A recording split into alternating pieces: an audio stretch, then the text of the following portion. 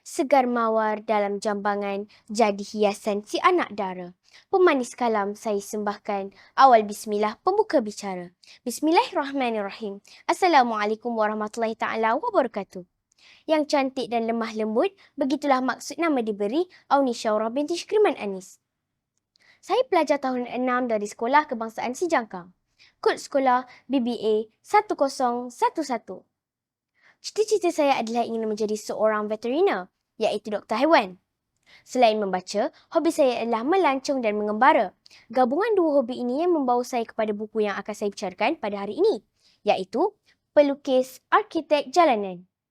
Buku ini ditulis oleh penulis muda yang saya kagumi dengan menggunakan nama pena Timmy Abdullah. Ia diterbitkan oleh Iman Publication Sdn Berhad dan dijual dengan harga RM25 bagi Semenanjung dan RM28 untuk Sabah dan Sarawak. Buku ini mempunyai 4 siri, namun yang akan saya bicarakan hanyalah siri yang pertama sahaja. Buku ini juga telah memenangi beberapa anugerah. Antaranya, Johan Anugerah Pilihan Pembaca Popular, Berita Harian 2017 kategori bukan fiksyen, MPH Best of 2017 kategori Malay Non-Fiction, Anugerah Emas Kulit Buku Cantik menggunakan ilustrasi muka depan buku yang dilukis sendiri oleh penulisnya. Hebat dan menarik kan? Apa tunggu lagi? Jom kita selami buku ini. Sebaik saya membuka lembaran pertama, saya sudah teruja kerana ia dimulai dengan beberapa helai komik yang menunjukkan seorang ayah sedang leka melihat sebuah lukisan.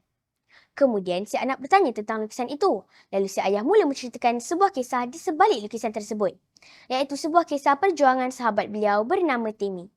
Buku ini sebenarnya adalah kisah benar tentang sang penulis, iaitu saudara Timmy, tetapi diceritakan melalui karakter alter ego sahabat penulis yang merupakan watak komik bapa tadi. Timmy merupakan seorang pelajar yang cemerlang dan bercita-cita untuk menjadi seorang arkitek sehingga beliau ditawarkan beasiswa untuk keluar negara. Negara idaman Timmy untuk menyambung pengajiannya iaitu di United Kingdom. Malangnya, semasa dalam kelas persediaan A-level yang berlangsung selama 2 tahun, beliau agak leka sehingga akhirnya beliau tidak berjaya melepasi ujian akhir untuk keluar negara. Timmy berasa amat duka cita dan menyesal kerana telah mensisakan poin beri. Apa yang paling beliau kesalkan adalah kerana telah mengecewakan kedua ibu bapanya. Setelah berfikir panjang, Timmy memutuskan untuk tidak menyambung pengajian dan ingin mula berniaga. Namun begitu, Timmy amat beruntung kerana kedua ibu bapanya tetap menyokong walau apa saja keputusan yang dibuat olehnya. Dengan menggunakan bakat beliau dalam melukis, beliau mula mempamer dan menjual lukisan-lukisan beliau melalui media sosial, antaranya di muka buku dan Instagram. Tanpa beliau duga, lukisan-lukisannya menjadi tular dan mendapat sambutan hangat dari pengikut-pengikut beliau.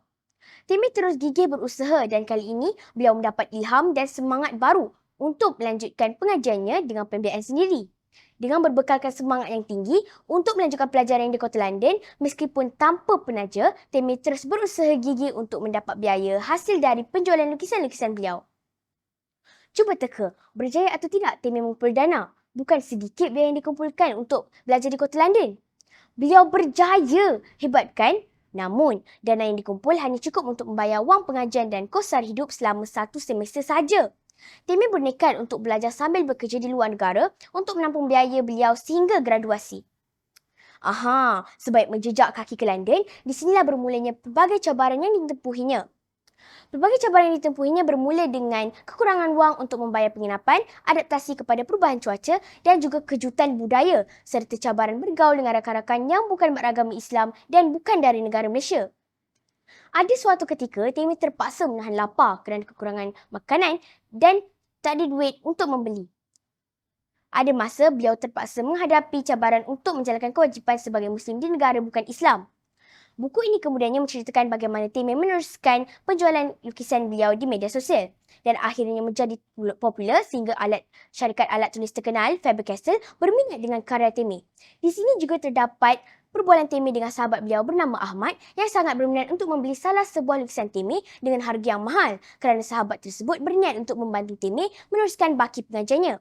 Siapakah Ahmad ini? Ingat tak watak bapa yang saya ceritakan awal tadi?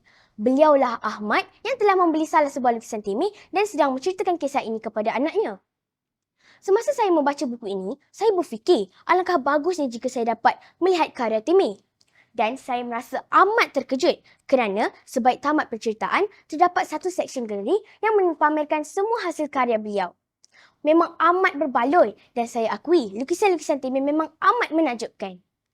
Saya amat kagum dengan plot dan penceritaan buku ini. Bahasa yang digunakan amat mudah difahami, santai tetapi banyak memberi inspirasi. Melalui pengalaman Timmy, banyak iktibar yang saya perolehi. Antaranya, jangan mudah selesa dengan kejayaan kerana ini semua adalah pinjaman. Kedua, berhijrahlah untuk menimba ilmu pengetahuan dan belajar tentang dunia kerana ilmu itu sangat luas. Sabda Rasulullah SAW, wal muhajiru man hajara manahallahu an, dan orang yang berhijrah itu adalah orang yang berhijrah menjauhkan diri daripada melakukan apa yang Allah larang. Hadis riwayat Al-Bukhari. Sekian sahaja bicara buku dari saya. Mohon ampun dan maaf anda terkasar bahasa dan tersalah nada ketika saya berbicara. Wabillahi taufiq wal hidayah. Assalamualaikum warahmatullahi taala wabarakatuh.